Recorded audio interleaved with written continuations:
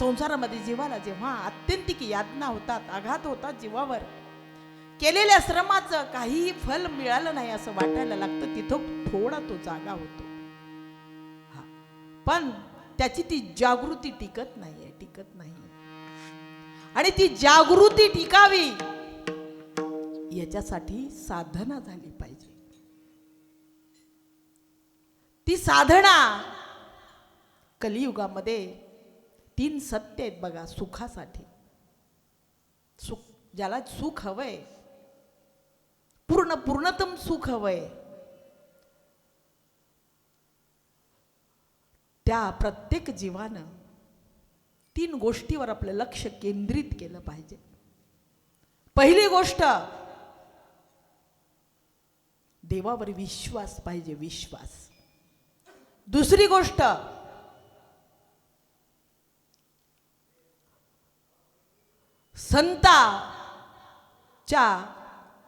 संताच्या संपूर्ण शिकवणुकीकडे लक्ष पाहिजे, लक्ष पाहिजे.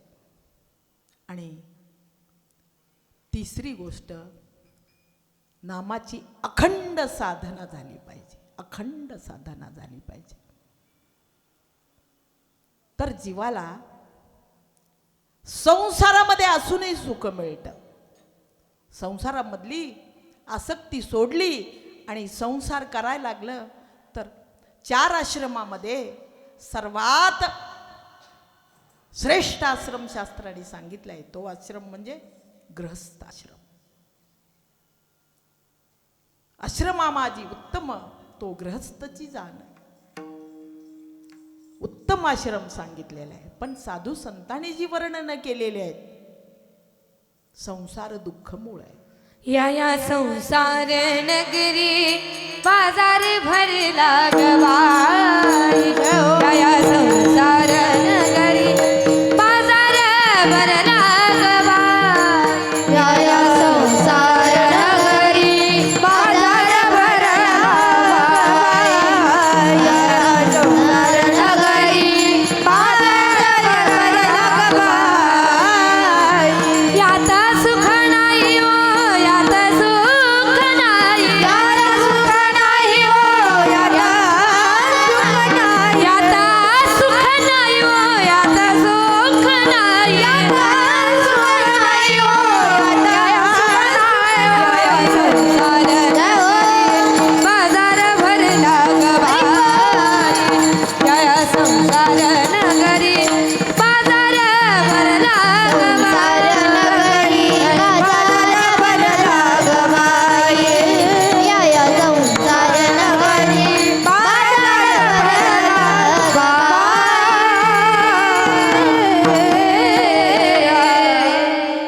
या संसार नगरी बाजार भरला पाहिजे.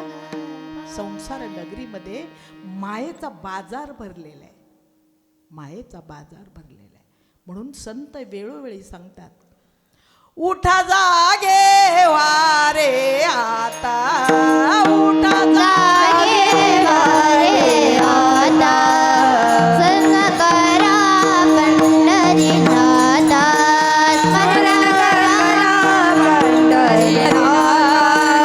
भावे चरणी ठेवा हाता, भावे चरणी ठेवा हाता.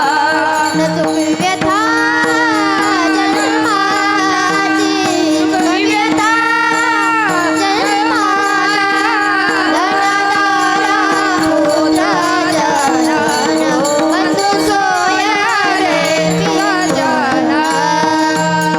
उठा जागे वारे आता, स्मरण करा पंढरीनाथा, भावे चरणी ठेवा माथा, चुकवा व्यथा जन्मा. जग जोगे, जग जोगे, जाग जाग बोलती, जग जोगे, जग जोगे, जाग जाग बोलती, जग जोगे, जाग जाग बोलती, जग जोगे, जग जोगे, जाग जाग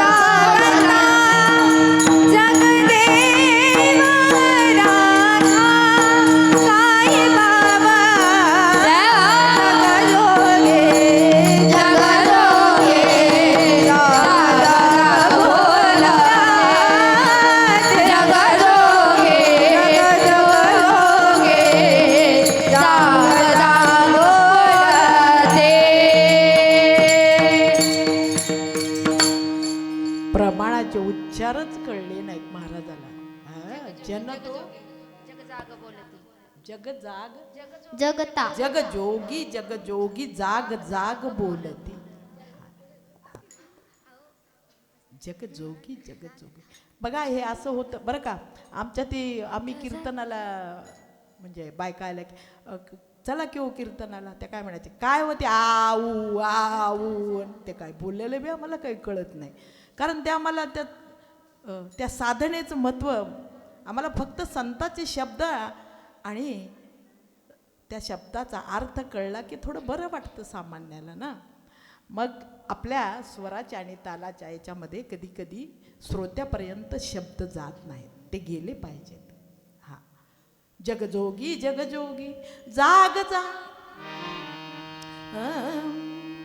जगजोगी जाग जा बोलते. हात जागा जागा आता जागा जागा हात जागा रे बाई न जागा हात जागा जागा आता जागा जागा हात जागा रे बाई न जागा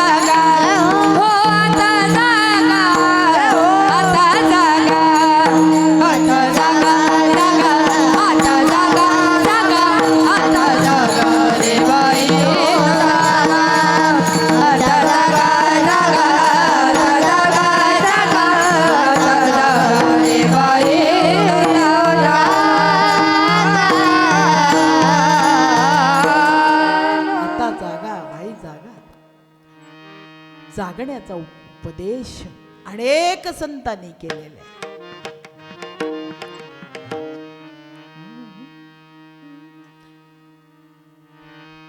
सावध होणं म्हणजे जागणं, जाग राहणं म्हणजेच काय इष्ट आहे आणि काय अनिष्ट आहे,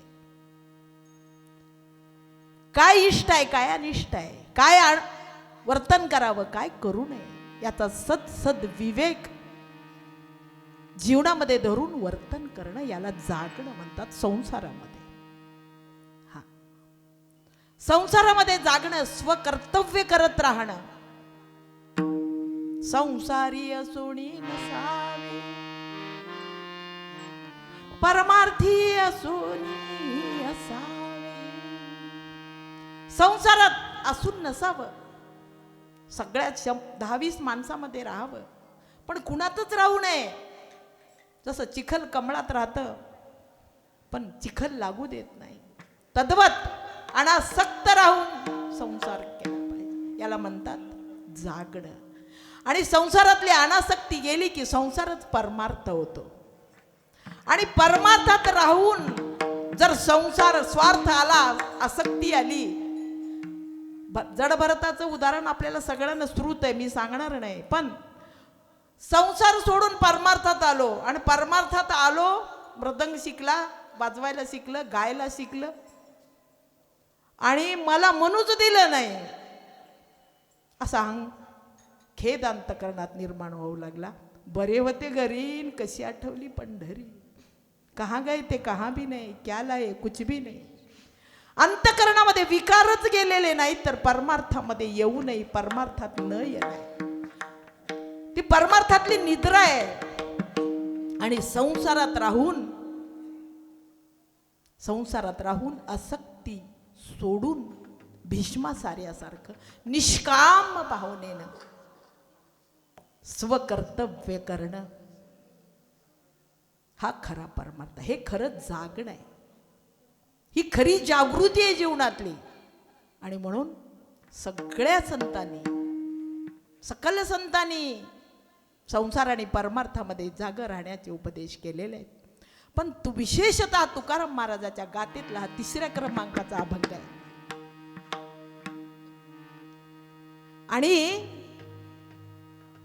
तुकाराम महाराज आपला स्वतःचा अनुभव सांगतात. सावध झालो, सावध झालो, मी सावध झालो. संसार नश्वर आहे हे मला कळलं. संसार तापदायक आहे हेही कळलं. संसारामध्ये शाश्वत सुख नाही हेही कळलं. आई वडिलाचं क्षेत्र गेलं, अन्न न करता पत्नी केली, दुष्काळामध्ये धनद्रव्य गेलं, सगळं गेलं.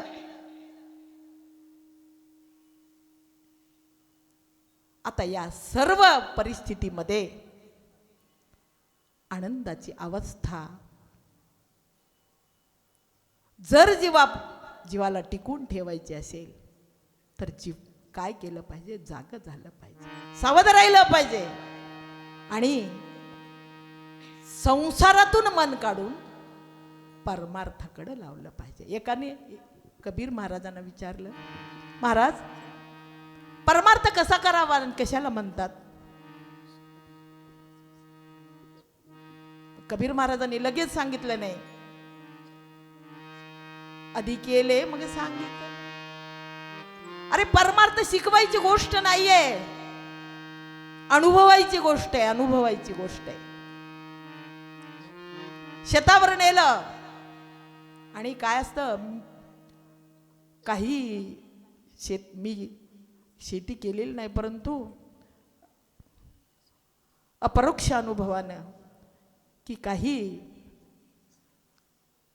पिकं अशी असतात, त्याला पिकच म्हणूया, मिरची वगैरे, आधी बी टाकावं लागतं, ते रुजलं रोपटं आलं की ते रोपटं उपडून ते दुसरीकडे लावावं लागतं. शेतावर आधीच बी पेरलेलं होतं, रोपटं मिरचीचं आलेले होते.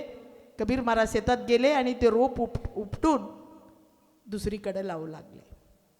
घरी आले, पुन्हा त्या ग्रस्ताने तोच प्रश्न विचारला, महाराज परमार्थ कसा करावा, काही सांगा.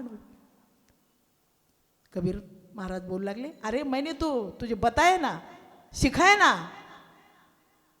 त्याला वाटलं होती काहीतरी सांगतील, हे नाम घे, असं कर, रात्री भजनाला जा, काहीतरी कर, सांगतील असं वाटलं. पण कबीराने ते सांगितलं नाही. ती क्रिया करून दाखवली पण लक्षात नाही आली. आणि कबीर महाराज म्हणू लागले, इधर का उकडना और उधर लगाना, उसको परमार्थ कहते. संसारातलं मन काढायचं आणि परमार्थात लावायचं. तुकाराम महाराजांनी तेच केलं. संसारामध्ये वडील गेल्यानंतर त्यांना खूप शोक झाला. परमार्थात मन लागत नव्हतं ते. आणि त्यांचं मन म्हणत होतं, माझं परमार्थामध्ये मन लागू दे देवा, देवा माझे मन देवा माझे मन लागो तुझे चरणी, देवा माझे मन लागो तुझे चरणी, देवा माझे मन लागो तुझे चरणी, देवा माझे मन लागो तुझे चरणी. संसार व्यसनी पडोनेरी, संसार व्यसनी पडोनेरी, देवा माझे मन लागो तुझे चरणी, देवा माझे मन लागो तुझे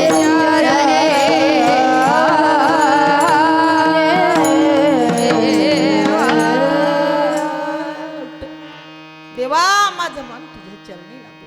अर्थभावानं भगवंतानं चरणी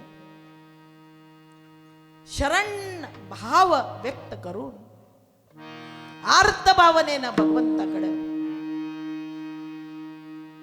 माझ्या जीवनामध्ये परमार्थ उतरावा अशी प्रार्थना केल्यानंतर तुकाराम महाराज सावध झालो, सावध झालो. आणि सावध होऊन काय करावं लागतं हे महाराजांच्या घरामध्ये वैष्णवांची परंपरा होती. त्या परंपरेप्रमाणे माझ्या वडिलाची मिराशी, माझ्या वडिलाची मिराशी गा देवा. माझ्या वाडवडिलांनी जे ते केलं ते मला केलं पाहिजे. काय केलं? हरी चालो जागरणा. महाराज पूर्वी देहू गावाच्या शेजारी जेवढी म्हणून गाव आहे त्या ठिकाणी जागरला जायचे, जागर करायचे. आणि ते जागर करता करता करता हरीचं नाम, शास्त्राचा अभ्यास, संतांचे सकल अभंगाचं अभ्यास, आणि त्यांना पूर्वी जे असाध्य वाटायचं, असाध्य ते साध्य करिता सायास कारण अभ्यास. तुका म्हणे अभ्यास करून सकळ संतांच्या गाथा, शास्त्र, संस्कृत आदी शास्त्राचं मराठी अनुवाद या सगळ्यांचा अभ्यास करून तुकाराम महाराजांनी संकीर्तनाची कला, कीर्तनाची कला अवगत करून घेतली आणि ते जागराला जायचे. आणि हरीच्या जागरणाला गेल्याशिवाय सावध होता येत नाही. आणि हरीच्या जागराला गेल्यानंतर मन परिवर्तन कसं होतं अभंगाचं दुसरं. जेते वैष्णवांचे भारा, जेते वैष्णवांचे भारा, जेते वैष्णवांचे भारा, जेते वैष्णवांचे भारा, जेथे वैष्णवांचे भार, जेथे वैष्णवांचे भार, जेते वैष्णवांचे भार, जेते वैष्णवांचे भार. जय जयकार गर्जनासे, वर्धती जय जयकार गर्जनासे, जय जयकार गर्जनासे, जय जयकार गर्जनासे. जेते वैष्णवांचे भारा, जेते वैष्णवांचे भारा, जेते वैष्णवांचे भारा,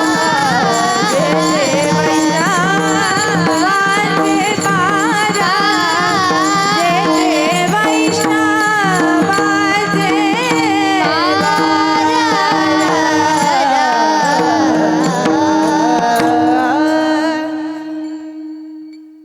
सावध होण्यासाठी काय साधना करावी? सावध होण्यासाठीची साधना महाराज आपल्या स्वानुभवाने सांगतात. जेथे वैष्णवाचे भार, जय जयकार गर्जनासे, जिथं वैष्णव जमलेले आणि अखंड पांडुरंग परमात्म्याच्या नावाचा, संतांच्या, सकल संतांच्या नावांचा जय जयकार होतो, तिथं मी गेलो. वारीमध्ये प्रत्येक जीवाला हा अनुभव येतो की इथं वैष्णव आहेत, वैष्णवाची मांदियाळी आहे इथं, आणि जय जयकार, तिथं विकार नसतात. बघा, एकमेकाला कितीही लागलं, काही झालं तर प्रत्येक जण एकमेकाला माऊली माऊली माऊली माऊली माऊली माऊली, सगळं अंतःकरण विकार विरहित होतं, अंतःकरण विशुद्ध होतं. शुद्धतेचा, पावित्र्याचा अनुभव वारीमध्ये यायला लागतो. म्हणून महाराजांनी वारीमध्ये, कीर्तनामध्ये, हरिजागरामध्ये हा अनुभव घेतला.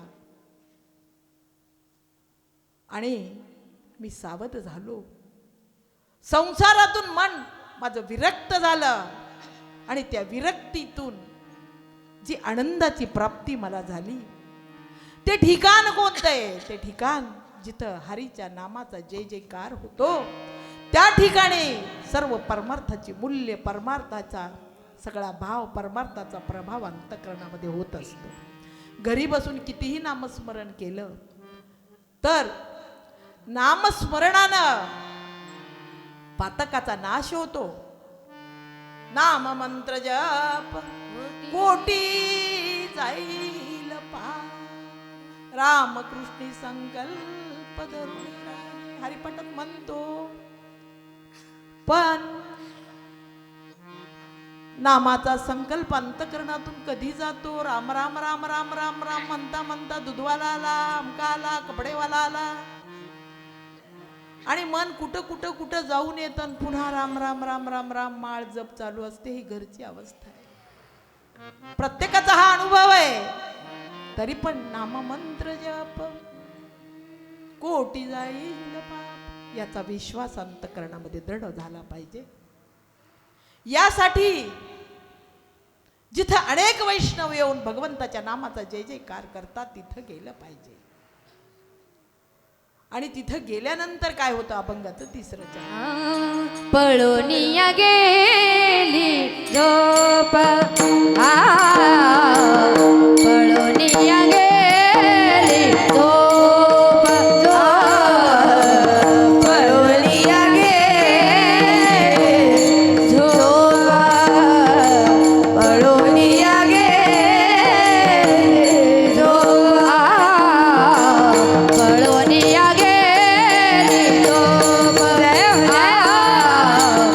पळोनिया गेली झोप, पळोनिया गेली झोप, पळोनिया गेली झोप. होते पाडाते, होते पाडाते,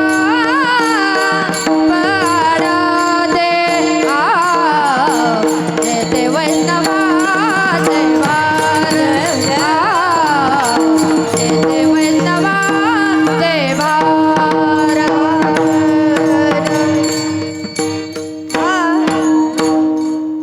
पळोनिया गेली झोप. जिथं जय जयकार आहे, जिथं नामाचा गजर आहे, जिथं पांडुरंगाच्या चिंतनाशिवाय अन्य चिंतन नाहीये, सतत नामाचा गजर आहे, तिथं निद्रा टिकूच शकत नाही. तुम्ही म्हणाल इथं नामाचा गजर आहे पण आम्हाला झोप यायली की मॅडम, कसं काय? निद्रा दोन प्रकारची असते. एक निद्रा खूप काम करून थकून आल्यानंतर जिथं आपल्या पारमार्थिक दुःखाचा विसर पडतो आणि ते मंदिरात जाऊन बसलं की काही कळना गेलं किंवा जास्त कळायलं की जी येते ती आपली रोजची निद्रा, देह निद्रा. आणि एक निद्रा अशी निद्रा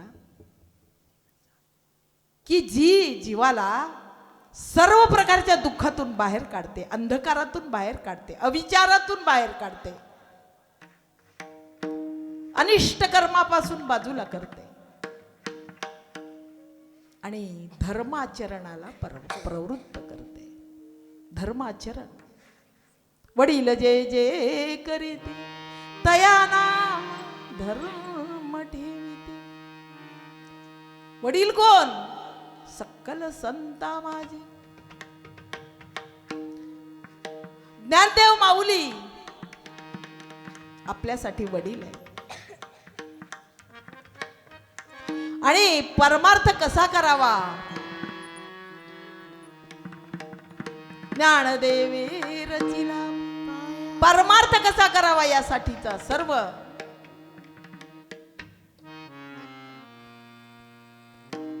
सूक्ष्मात सूक्ष्म असा तपशील ज्ञानेश्वरी मध्ये माऊलीने दिलेला आहे. आणि त्या ज्ञानेश्वरी मधल्या ज्ञानेश्वरीचं पारायण इथं चालू आहे. पण कितीतरीही पारायण करू नये ज्ञानेश्वरीचा अर्थ. आणि ज्ञानेश्वरी जोपर्यंत आम्हाला जगता येत नाही तोपर्यंत आम्ही निद्रेतच आहोत.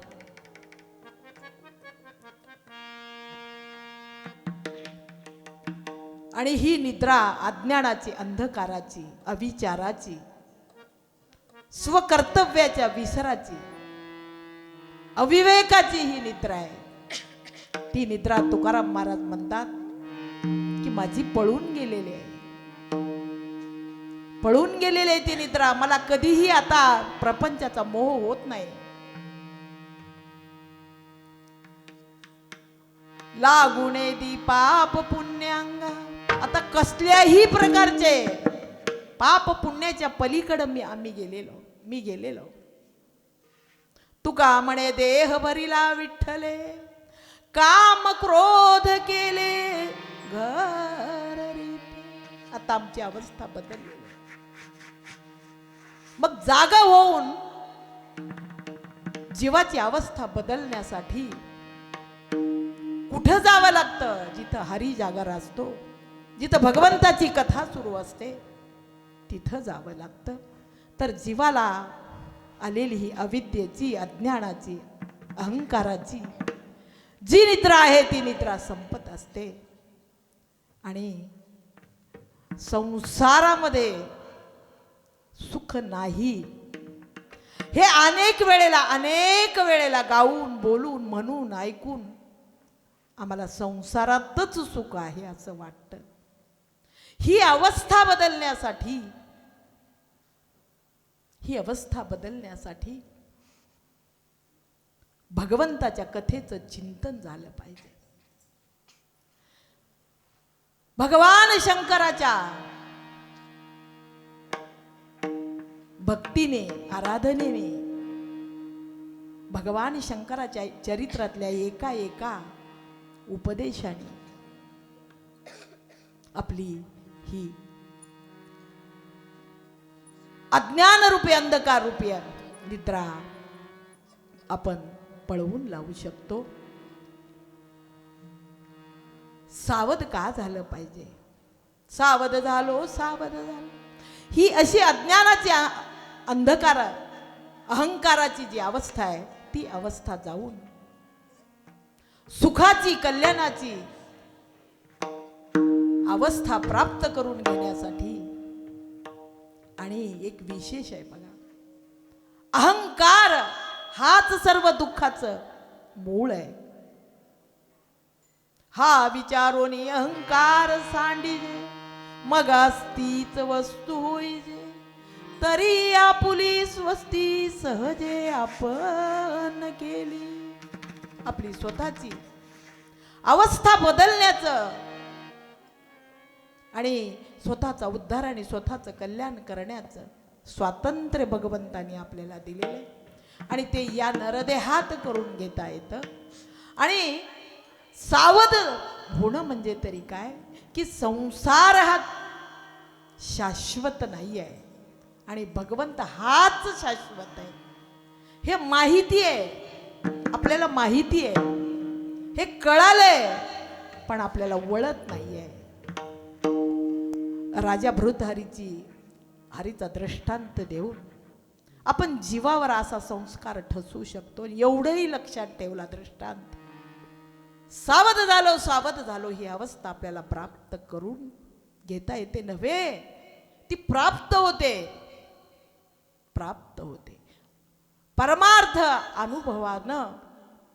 परमार्थ अनुभवानं आचरणानं कळवून घ्यायचा असतो. राजा भृतहरी उज्जैन नगरीचा राजा, आम्ही थोडक्यात सांगेन, लांबवणार नाही. विद्वान, पंडित, आणि त्यांनी स्वतःचं आत्मचरित्र लिहिलं. त्या आत्मचरित्रामध्ये त्यांना जे जे अनुभव आले ते अगदी सत्य, वास्तविक, प्रामाणिक असे अनुभव त्यांनी कथन केलेले. त्यामधले हा दृष्टांत आहे की सावध होण्याची किती गरज आहे. तो सगळ्यांना श्रुत असलेला तो दृष्टांत आहे. भृतहरीचं एक विशेष होतं, त्यांना साधू आवडत नव्हते, विद्वत्ता होती, विद्वान होते, पण साधू संताच्या वचनावर, साधू संताच्या शिकवणुकीवर फार श्रद्धा आणि विश्वास बसत नव्हता, असं त्यांनी स्वतःने कबुली दिलेले. एक साधू भेटला एकदा त्यांना, आणि साधूनी भृतहरीची कीर्ती विद्वत्ता ऐकून असल्यामुळं साधूला वाटलं एवढा विद्वान, एवढा बुद्धिमान, एवढा प्रतिभावंत माणूस आहे, परंतु हा संत चरणी, साधू चरणी भाव न ठेवता, स्वतःचा उद्धार कल्याण करून न घेता हा भौतिक ऐहिक अज्ञानामध्ये का अडकलेला आहे. मग त्याला वाटलं याच्यामध्ये बदल घडवला पाहिजे, परिवर्तन याच्यात घडवलं पाहिजे. आणि साधू जवळ गेले. स्वतः सावध होण्यासाठी साधूचीच भेट व्हावी लागते. वाल्मिकीला साधू भेटले आणि वाल्मिकीची अवस्था पळून या गेली झोप. या न्यायानं वाल्या कोळ्याचे वाल्मिक ऋषी झाले आणि रामाआधी रामायण लिहिला. हा सगळा दृष्टांत आपल्याला माहिती आहे. तसं भृतहरीला साधू भेटला. साधूनी काय केलं, माधुकरीतून आलेला एक फळ, एक आंबा त्या भृतहरीला दिला आणि म्हटला, हा आंबा घरी घेऊन जा आणि याचं सेवन कर, म्हणजे कल्याण होईल. साधूला वाटलं या फलाच्या सेवनानं राजाच्या बुद्धीमध्ये बदल होईल आणि राजा सन्मार्गाला लागेल, याचं कल्याण होईल. तळमळ साधूच्या अंतःकरणात होती. आंबा नेला साधूने, भृतहरीला वाटलं हा आंबा मी खाऊन काय उपयोग आहे, माझं प्रेम जिच्यावर आहे मी अमर होईल, माझं कल्याण होईल, पण जिच्यावर माझं प्रेम आहे ती जर माझ्या हाती गेली तर. म्हणून तो म्हटला माझ्या या आंब्याची गरज मी खाण्यापेक्षा पत्नीला देण्या अधिक आहे. आणि ज्याने तो पत्नीला आंबा दिला. पत्नीने तो आंबा घेतला. राजाने आंब्याचं महात्म्य सांगितलं होतं. तो आंबा हातात घेतला आणि पत्नी विचार करू लागली, हा आंबा मी सेवन करून काय उपयोग आहे, माझं ज्याच्यावर प्रेम आहे त्याने हा आंबा खाल्ला तर तो अमर होईल, तो सुखी होईल, तर मला अधिक आनंद होईल. आणि विशेष राजाचं राणीवर प्रेम होतं. राणीचं राजदरबारी खरारा करणाऱ्या, घोड्याचा खरारा करणाऱ्या एका ग्रस्तावर प्रेम होतं. दष्टपुष्ट सुंदर चालच असा तो. आणि तिने विचार केला आणि त्याला तो आंबा दिला, ते फळ दिलं, त्याला फळ मिळालं. त्याने विचार केला, हे फळ खाऊन मी जर अमर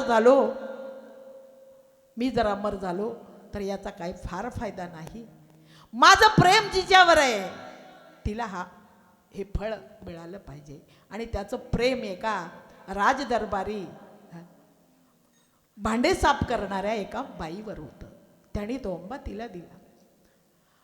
त्या बाईने काय घेतलं, तो आंबा घेतला आणि विचार केला, मी तर राजाच्या दरबारामध्ये भांडे घासण्याचं काम करते, मी अमर होऊन काय फायदा आहे. हा जो आंबा आहे तो राजाला दिला पाहिजे. राजा सुखी असेल तर आम्ही सुखी असू. त्या राणीने तो आंबा राजाला दिला. म्हणजे परत तो आंबा राजाकडे आला आणि तो वृत्तांत त्या मोलकरणीने राजाला सांगितला. आणि ही सगळी वैषयिक सुखाची आणि वैषयिक प्रेमाची कथा जेव्हा राजाच्या अंतःकरणाला धक्का देऊन गेली, तेव्हा राजा जागा झाला. वैराग्य अंतःकरणामध्ये निर्माण झालं. आणि मग त्यांनी उज्जैन नगरीचा विकास करून महाकाल शंकराच्या चरणावर उडी घेतली. आणि एक मोठा साधू या नावानं भृतहरी आजही प्रत्येकाच्या अंतःकरणात आहे. भर्तहरीसारख्या विद्वानाला पंडिताला संसार कळला नाही, तुम्हा आम्हाला काय कळतो. आणि म्हणून अज्ञानरूपी जी काही कल्पना बाधा आपल्या अंतःकरणाला जडलेली आहे तिचा बोध करून घेणं म्हणजे जागं होणं. आणि जो संसारातून जागा होऊन परमार्थात येतो आणि परमार्थात जागा होऊन परमार्थातही जर जागा नाही राहिला, सावध नाही राहिला तर परमार्थात मध्ये सुद्धा विकल्प येऊन परमार्थही बुडतो. म्हणून संसारात राहूनही जो आसक्ती सोडत नाही तो पामर असतो. आणि संसारातून परमार्थात आल्यानंतर जो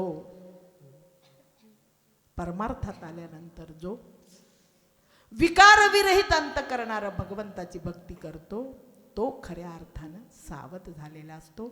आपण सगळे सावध आहात आणि सावध झालेले आहात.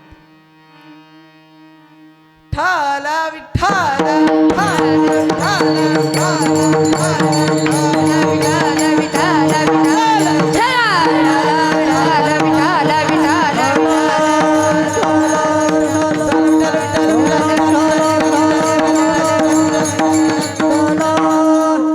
पळोनिया गेली जो होते पाप आडते.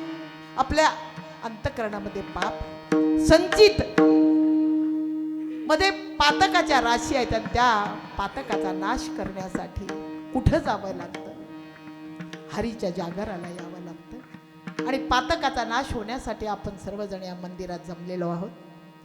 श्री दत्त भगवंताच्या जन्म उत्सवाचा सोहळा अंतःकरणातून व्हावा. प्रत्येकीचं अंतःकरण असूया म्हणजे असूया विरहित व्हावं आणि दत्त भगवंताचा अंतःकरणातच प्राकट्य व्हावं. अंतःकरण मंदिर व्हावं, अंतःकरण शुद्ध व्हावं आणि या शुद्धते पावित्र्यामध्ये दत्ताचा भगवंताचा जन्म उत्सव आपल्याला अंतःकरणातून साजरा करता यावा. यासाठी अवस्था निर्माण केली पाहिजे. जशी अवस्था तशी व्यवस्था होत असते.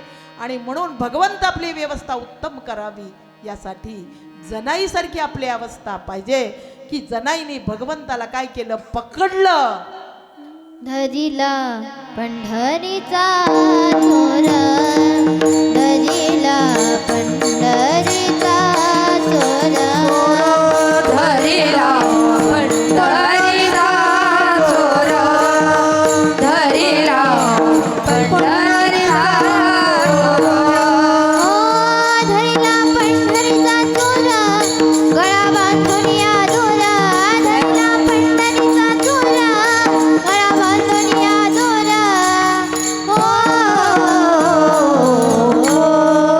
धरिला पंढरीचा चोर, धरिला पंढरीचा चोर. धरिला पंढरीचा चोर, धरिला पंढरीचा चोर.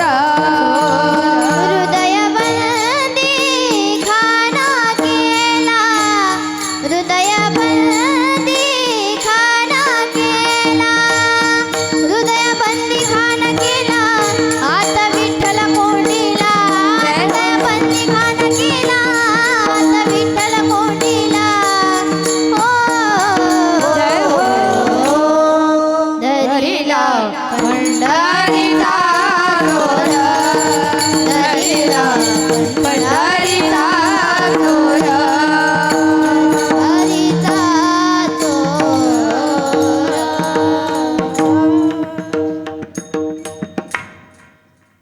जाग झाल्यानंतर भगवान परमात्मा आपल्या अंतःकरात कोंडून ठेवता येतो, त्याला पकडता येतं. जनाईसारखी उदात्त दिव्य भव्य अवस्था आपली प्राप्त होते. संकटाच्या काळी जसं जनाईला भगवंत सर्वतोपरी मदत करत होते, दळू लागायचे, कांडू लागायचे, जनीला नाहू घालायचे, खूप अभंगामध्ये वर्णन आलेले. तशी भगवंताची कृपा आपल्यावर व्हावी असं जर जीवाला वाटत असेल तर जीवानं काय कोणतं कर्म करावं. कुमार कुमार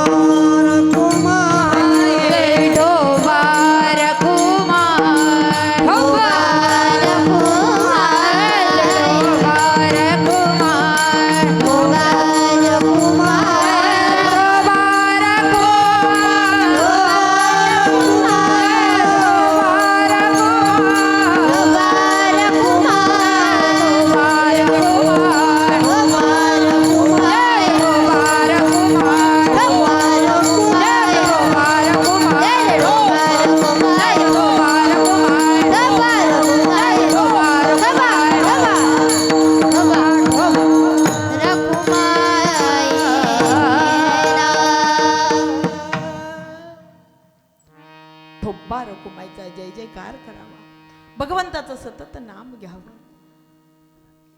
आणि नामा म्हणे ग्रंथ थोर ज्ञान रे, एक तरी ओवी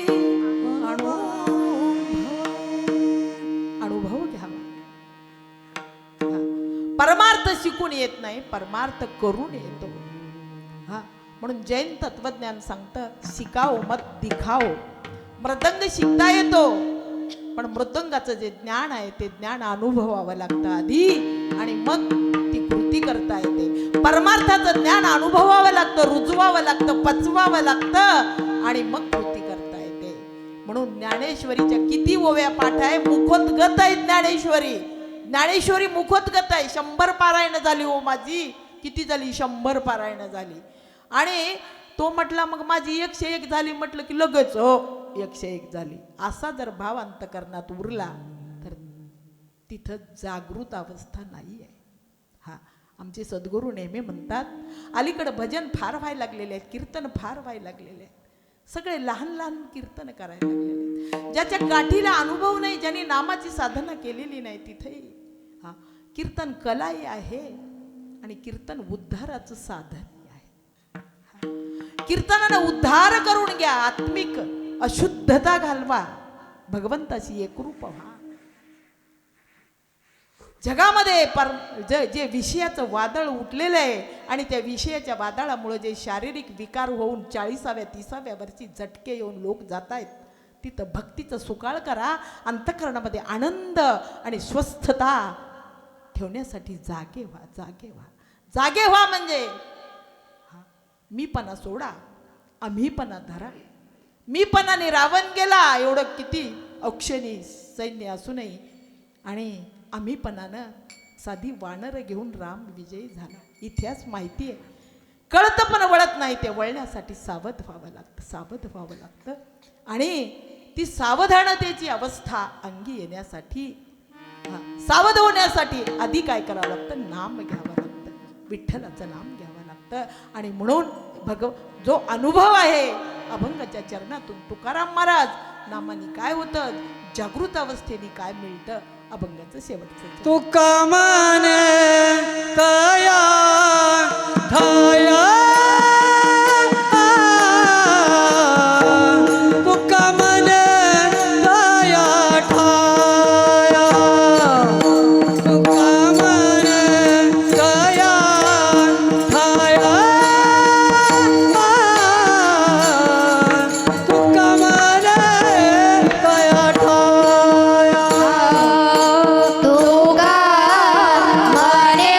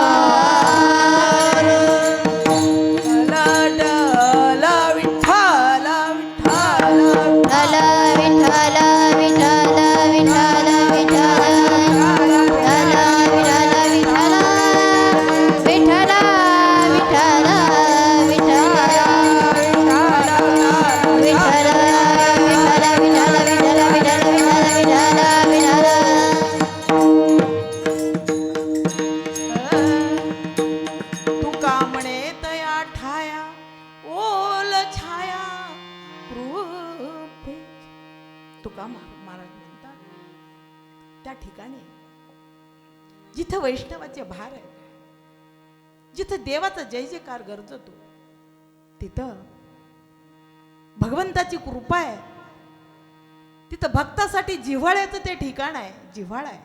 आणि म्हणून सर्वांनी प्रेमाने भजन करावं, प्रेमाने परमार्थ करावा.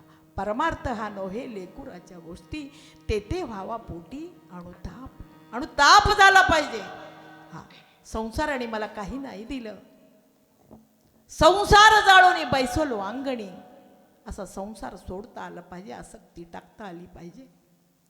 आणि संसार सोडून, आसक्ती सोडून भगवंतावर एवढा विश्वास पाहिजे, एवढा विश्वास पाहिजे, तेव्हाच त्या मनाच्या अवस्थेला सावध झालो असं म्हणता येईल. त्याच्यासाठी एक दृष्टांत मी आपल्या, छोटासा दृष्टांत आपल्या पुढे ठेवते. आपल्या गावोगाव काय असतात असे ते खेळ येतात बघा. हां, ते इकडं इकडं असे खांब रोतात आणि त्या खांबाला अशा 2 बांबू लावून दोर बांधतात आणि त्या दोरावर एक कोल्हाट्याची पोर काय करत असते, चालत असते, जात असते.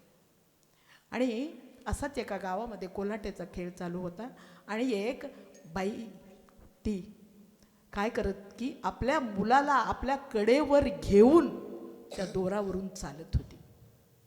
आणि त्या गावातले लोक हे सगळं दृश्य पाहत होते. कडेवर मूल आहे, मूल हसतंय, बाई दोरावरून चालतीये. आणि त्या गृहस्थाला त्याच्याकडे बी एक बाळ होतं. त्या गृहस्थ आपल्या बाळाला असा पकडत होता की त्याला वाटत होतं जणू माझंच बाळ पडायलंय खाली, माझंच बाळ पडायलंय. हा, आणि तो एवढं अगदी एकाग्र होऊन ते दृश्य पाहत होता. आणि ती जेव्हा या टोकाचं त्या टोकापर्यंत गेली आणि स्थिर झाल्यानंतर बाळाला दुसऱ्याकडे दिली आणि उतरली, त्यावेळी तो गृहस्थ पुन्हा जागा झाला आणि म्हणाला, आणखीन एक वेळेला हे दृश्य दाखवता का? तुम्हाला किती हवे तेवढे पैसे देतो, पण मी हे दृश्य मन भरून पाहिलंच नाही, अजून एकदा दाखव. ती म्हणाली, मी दाखवेन, पण तुम्हाला विश्वास आहे का आता माझं बाळ खाली पडणार नाही याचा? तो म्हणला, हो तुमचं बाळ पडणार नाही. नक्की? हो नक्की पडणार नाही, नक्की पडणार नाही. नाही हो, एक वेळेला मी कसा तरी तोल सावरला, आता नाही मला तोल सावरता यायचा, बाळ पडेल माझं, नको. आता झालं ना, तुम्हाला द्यायचं तर द्या, नाही तर मी निघाले. पुन्हा त्या ग्रस्ताने आग्रह केला. मग तितक्यात तिचं बाळ रडायलं. मग ती म्हणाली, दादा आता माझं तर बाळ रडायलंय, मग तुम्हाला एवढाच जर विश्वास आहे ना की बाळ पडत नाही ना, एवढा विश्वास आहे ना माझ्यावर? तो म्हटला, हो तुमच्यावर विश्वास आहे, तुम्ही फार संयमी आणि तोल सावरणार आहे. मग ती म्हणाली, असं करा, आता माझं तर बाळ रडायलंय, तुमचं बाळ द्या आणि मी या तारावर, ह्या दोरीवर चालून दाखवते. त्यावेळी तो ग्रस्त म्हणाला, नाही नाही नाही नाही, तुम्ही कदाचित पडू शकाल नाही. त्या ग्रस्ताचा त्या बाईवर जसा विश्वास होता तसाच आपला देवावर विश्वास आहे. लॉटरी लागली की म्हणतो, काय बाबा देव, चांगलं शेतात पिकलं, काय देवानी कृपा केली. आणि थोडं जर जीवनामध्ये अपयश आलं, दुःख आलं, काय नाही देव बिव नाही, हो देव खऱ्याचा नाही, काय नाही देव नाही, काय नाही खऱ्याचा नाही. अशा पद्धतीची आपली भावना होते. तिथं आपण पळून या गेली म्हणू शकत नाही. आपला भगवंतावर अजून विश्वास नाही. त्या बाबाचा जसा आधी म्हटलं माझा विश्वास आहे, तसा आमचा देवावर विश्वास आहे म्हणतो, पण देवावर आपला खराच विश्वास आहे का हे तपासून पाहणं आणि देवावरचा विश्वास दृढ करणं, ही कला ज्याला जमली तो परमार्थामध्ये जागा झाला. आणि संसारातली आसक्ती ज्यानं टाकली तो संसारात जागा झाला. आणि आपण ही क्रिया आयुष्यात घडण्यासाठी ज्याची कृपा असायला हवी आपल्यावर, ते कृपाळू या मंदिरात बसलेले आहेत. आपल्याला आशीर्वाद देण्यासाठी. तो आशीर्वाद आपण घ्यावा आणि कीर्तनात हसवण्यापेक्षा देवासाठी रडावं असे आमचे सद्गुरू म्हणतात. देवासाठी रडता आलं पाहिजे. देव भेटला नाही याची तळमळ अंतकरणात लागली पाहिजे.